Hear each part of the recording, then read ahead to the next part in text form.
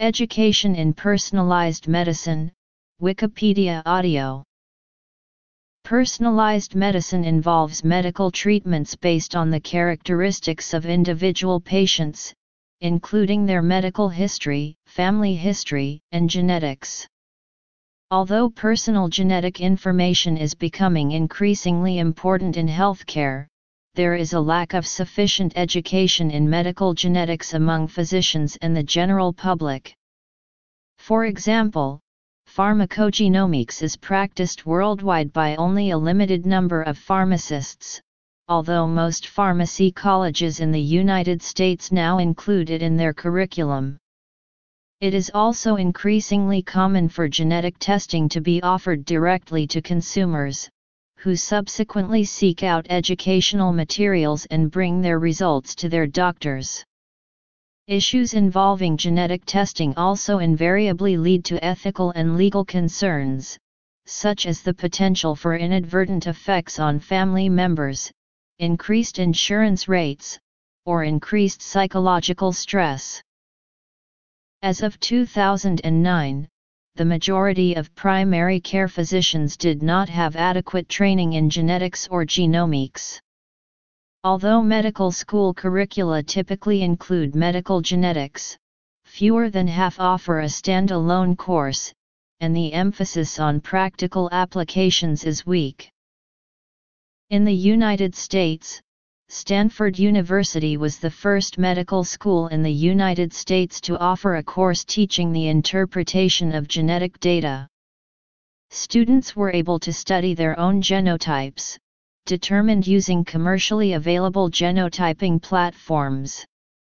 Although there was skepticism that this would improve educational outcomes, a survey later showed that this had increased students' enthusiasm for the subject. A similar class is offered at Mount Sinai School of Medicine, launched in 2012, in which students have the option of analyzing their entire genome sequence instead of only their genotype.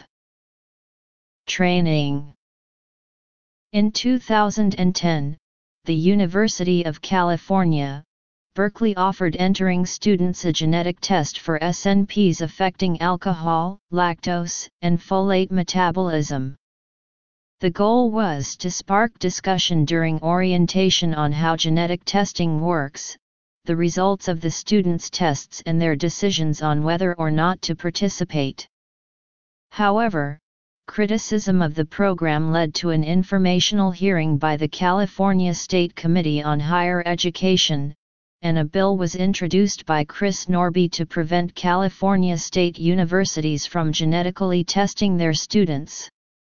The California Department of Public Health concluded that the program constituted clinical testing, and the university released only aggregate information instead of personal results.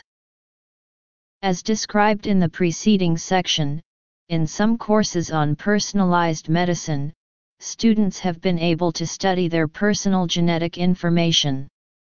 For the Stanford course, which was designed for graduate and medical students, a review was conducted in 2009 to 2010 by a joint genotyping task force including research and clinical faculty, biomedical ethicists, genetic counselors, and legal counsel. The recommendations adopted included making genetic testing optional, strict data confidentiality, incorporation of lectures discussing issues related to personal genotyping, and availability of genetic counseling to students if necessary. Personal genotyping and education.